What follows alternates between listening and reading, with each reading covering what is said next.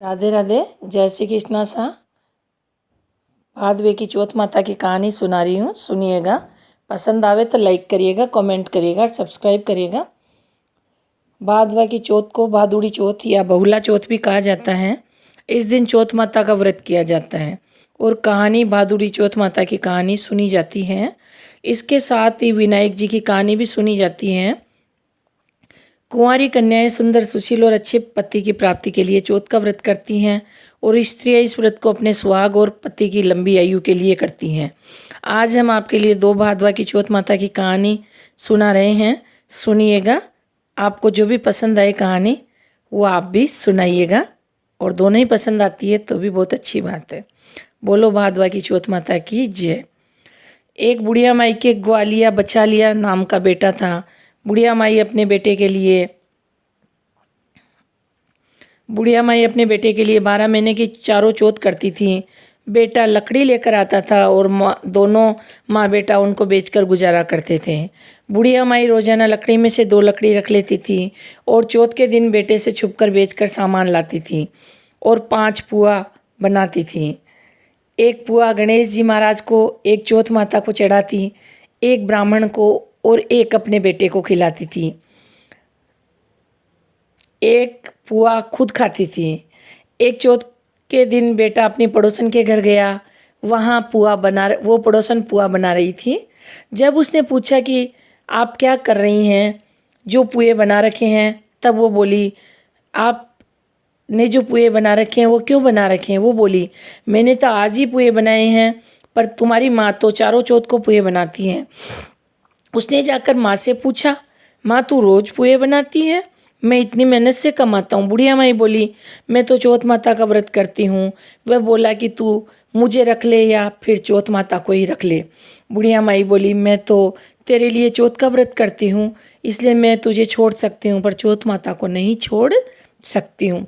जब बेटा माँ का कहना नहीं माना और घर से निकलने लगा, जब बेटा घर से जाने लगा तो बुढ़िया माई बोली, तू जा रहा है तो मेरे हाथ में से जो आँखा लेते जा, वो मेरे हाथ में जो आँखा है वो तू लेते जा। जहाँ संकट आए वहाँ इन्हें तू बिखेर देना। बेटे ने सोचा बात झूठी है, पर ले चलने में क्या बुराई है। वह चलने लगा। वह थोड़ी दूर पहुँचा ही था कि उसने देखा कि खून की नदी बह रही थी। कहीं से भी रास्ता नहीं मिला तो उसने आंखें पूर कर बोला कि चौथ माता, अगर तू सच्ची है तो रास्ता दिखा मुझे। ऐसा कहते ही झट से रास्ता मिल गया।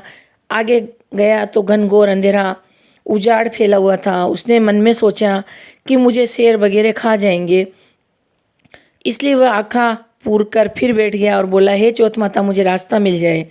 और तब जल्दी से ही रास्ता मिल गया। वह आगे चला गया। जाते जाते एक राजा की नगरी में पहुंचा। हुआ वहाँ का राजा रोजाना एक आदमी की बलि देता था। वह एक बुढ़िया माई के पास गया। वह बुढ़िया माई रोती जा रही थी और पुए बना रही थी। उस लड़के ने बुढ़िया माई से पूछा कि बुढ़िया माई, आप क्यों रो रही हैं? बुढ़िया माई ने जवाब दिया, मेरे एक ही बेटा है जिसकी कल राजा बलि ले लेगा और मैं उसको पुए खिला रही हूँ और मेरे बेटे को पता भी नहीं है इस बात का। वह बोला, बुढ़िया माई, अपने बेटे की जगह मुझे पुए खिला दीजिए, मैं उसकी जगह कल बलि चढ़ने चला जाऊंगा। बुढ़िया माई ने कहा कि मैं दूसरे के पुत्र को कैसे भेज सकती हूँ, लेकिन वह नहीं माना। तो बुढ़िया माई ने उसको पुए खिला दिए। अगले दिन जब राजा का संदेश आया तो बुढ़िया माई ने सोचा कि मैं कैसे दूसरे के बेटे को बलि चढ़ाने के लिए भेज सकती हूँ, मैं ऐसा नहीं कर सकती। लेकिन बाहर की आवाज़ सुनकर वह बुढ़िया का बेटा जग गया और राजा के आदमियों के साथ चलने लगा। वहाँ मटके पकाने का आऊ, जिसे कि कुम्हार मटके पकाते हैं, बना हुआ था, जो एक मनुष्य की बलि का भोग लेने के बाद ही उसमें आऊ पकते थे। उन सब ने मिलकर उसको आऊ में चुन दिया। राजा के सभी जितने भी सैनिक आए थे उन्होंने सब ने मिलकर उसको आऊ में चुन दिया। वह आँखा पूर कर आऊ में बैठ गया। एक दिन में ही आऊ पक गया और मिट्टी के घड़े सोने चांदी के बर्तन बन गए। वहाँ एक जमादारनी झाड़ू लगा रही थी। तब झाड़ू में से एक कंकड़ उछलकर बर्तनों से जा टकराया। तब जमादारनी ने राजा को जाकर बताया कि आपका आऊ तो पक चुका महाराज, और उसमें से बर्तनों की टन की आवाज़ भी आई है। तब राजा ने सोचा कि आऊ तो 8 दिन में पकता, आज 1 दिन में कैसे पक गया। तब जाकर देखा तो राजा ने सैनिकों को भेजा। सैनिकों ने जाकर देखा, वहाँ तो मिट्टी के मटके की जगह हीरे मोती और सोने चांदी के कलश हो गए। अंदर से आवाज़ आई कि धीरे से उतारो भाई, धीरे से उतारो, अंदर आदमी है। आवाज़ को सुनकर राजा के आदमी डर गए।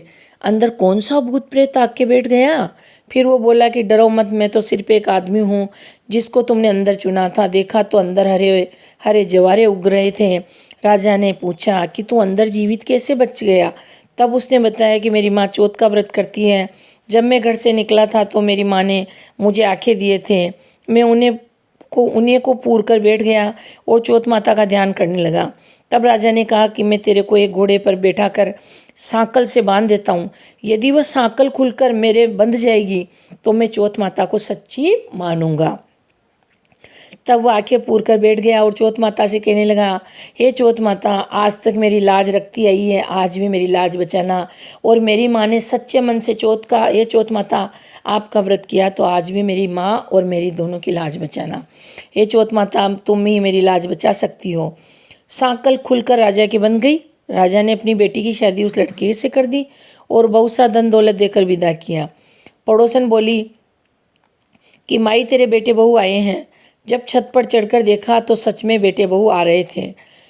हे चौथ माता, जैसे आपने बुढ़िया और उसके बेटे पर कृपा बनाई वैसे सभी पर बनाना। भादवे की चौथ माता की कहानी कहने वाले को, कहानी सुनने वाले को, हुंकारा भरने वाले को और पूरी परिवार को आप कृपा दृष्टि आपकी बनाए रखना। ये जो मैंने अभी आपको कहानी सुनाई है, ये भादवे की चौथ माता की कहानी है।